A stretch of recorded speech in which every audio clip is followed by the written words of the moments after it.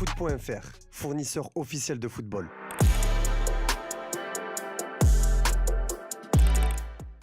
Salut à toutes et à tous les amis et bienvenue dans ce nouveau JT Foot Mercato. L'Olympique de Marseille est absolument inarrêtable. Après Aubameyang et Paixão la semaine dernière, c'est Timothy Weah qui s'apprête à signer à Marseille.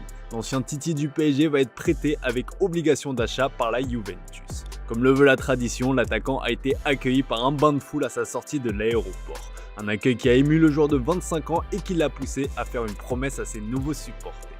Tout ça, je ne le mérite pas, mais cela me donne envie de tout donner pour ce club, de mouiller le maillot. Cela me tient à cœur, maintenant je suis Marseillais, a-t-il lâché dans des propos rapportés par la Provence.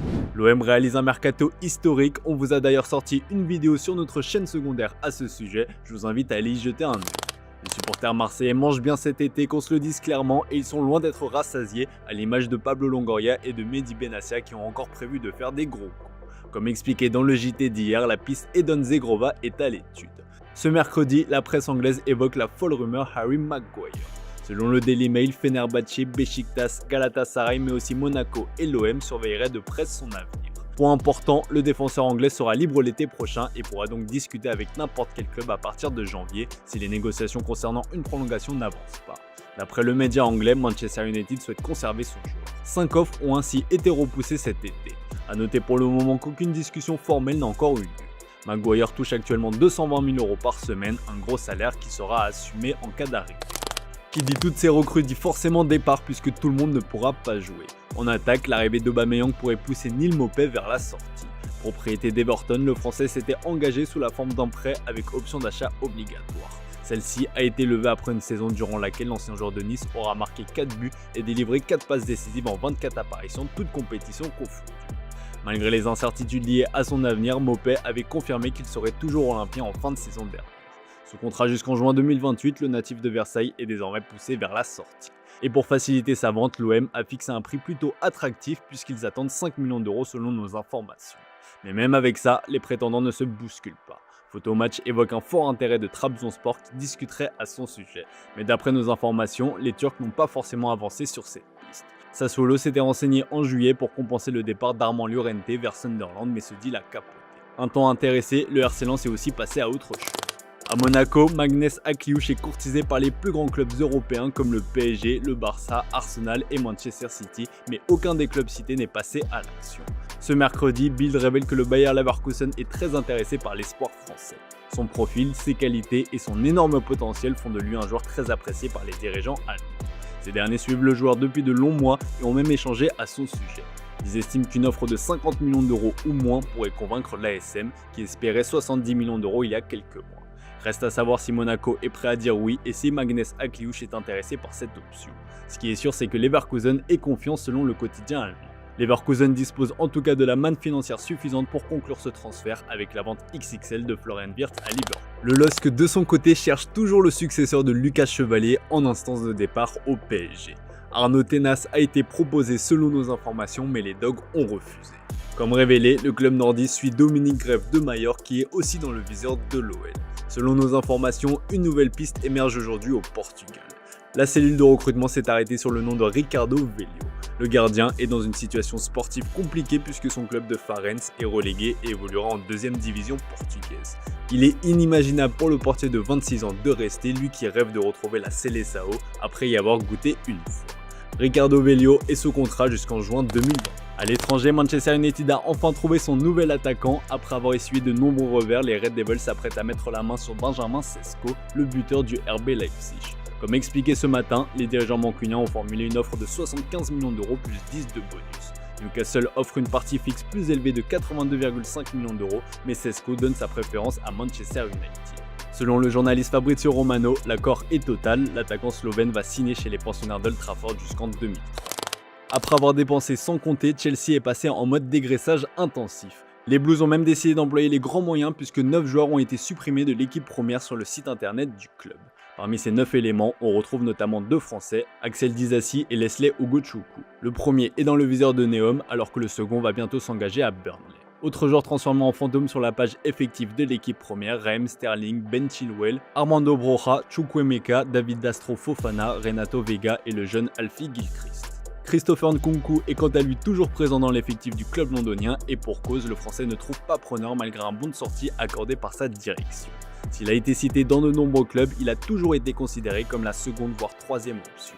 C'était le cas au Barça où Rashford lui a été préféré. L'ancien du PSG a aussi été proposé dans différentes rocks comme avec Manchester United pour Garnacho, sans pour autant que le deal ne se finalise. Mais Nkunku ne désespère pas, The Athletic explique que l'international tricolore a été autorisé à manquer le début des entraînements depuis la pré-saison. Il est aussi précisé qu'il fait encore l'objet de demandes de plusieurs clubs en Angleterre, en Italie ainsi qu'en Allemagne. Il reste donc encore quelques options aux Français dont le contrat avec les Londoniens expire en juin 2029. S'il reste à Chelsea, il devra se battre face à une forte concurrence pour se faire une place. À Liverpool, l'objectif est aussi de dégraisser afin de pouvoir recruter. Le transfert d'Alexander Isak est bloqué en raison des demandes extravagantes de Newcastle comme vous le savez. Mais ce dossier pourrait se débloquer avec la vente imminente de Darwin Núñez. Selon Fabrizio Romano, Al Hilal est sur le point de finaliser le transfert de l'attaquant uruguayen. Un accord verbal a déjà été conclu entre les deux clubs et les négociations avec le joueur sur les termes personnels sont en cours. La décision finale revient à Núñez mais les discussions avancent favorablement. Un départ qui pourrait rapporter 60 millions d'euros plus des bonus au Real. Au Real Madrid, la situation se tend de plus en plus avec Endrick. Comme expliqué ce matin dans la revue de presse, le club madrilène a décidé de confier le numéro 9 laissé libre par Mbappé à Gonzalo Garcia. Radio Marca explique que cette décision a fait grand bruit. Le Brésilien qui est actuellement blessé et qui refuse de partir en prêt est très mécontent de ce choix qu'il reçoit comme une déclaration claire du club qu'il passe encore une fois au second voire au troisième plan. Le média évoque une immense colère d'Endrick en apprenant que Gonzalo Garcia portera le numéro 9. Journaliste pour Radio Marca, Alberto Pereiro en a dit plus sur la réaction de l'international Auriverde lorsqu'il a été mis au courant de la nouvelle. On m'a dit que le visage d'Endrick dans le vestiaire n'était pas au mieux de sa forme. C'est juste que pour faire plaisir à quelqu'un, il faut se débarrasser de quelqu'un d'autre. Le Real Madrid a insisté pour qu'Endrick aille voir ailleurs et il refuse tout, il dit non. En Italie, le dossier Ademola Lookman rend complètement dingue l'Atalanta. Le clash est désormais total entre l'attaquant nigérian et l'ensemble des composantes du club. Le joueur qui souhaite rejoindre à tout prix l'Inter Milan est en rupture aussi bien avec la direction qu'avec le staff technique et une partie du vestiaire. Selon Sky Italia, l'attaquant nigérian ne répondrait même plus aux appels des dirigeants bergamesques, signe d'une rupture de communication totale. Pire encore, son entourage et lui auraient quitté Bergame ces derniers jours, confirmant donc un peu plus la volonté du joueur de couper les ponts avec le club et de forcer son départ. Absent à la reprise de l'entraînement, Lookman pourrait se voir sanctionné par des amendes et sanctions disciplinaires. Dans le pire des scénarios, l'ADA pourrait même saisir la commission arbitrale pour l'exclure officiellement du groupe professionnel, une mesure extrême prévue par le règlement. Recrue phare de Naples, Kevin De Bruyne s'adapte petit à petit à son nouvel environnement. Attendu comme le Messi, le Belge affiche de grandes ambitions. C'est simple, il veut tout remporter avec l'actuel champion d'Italie en titre.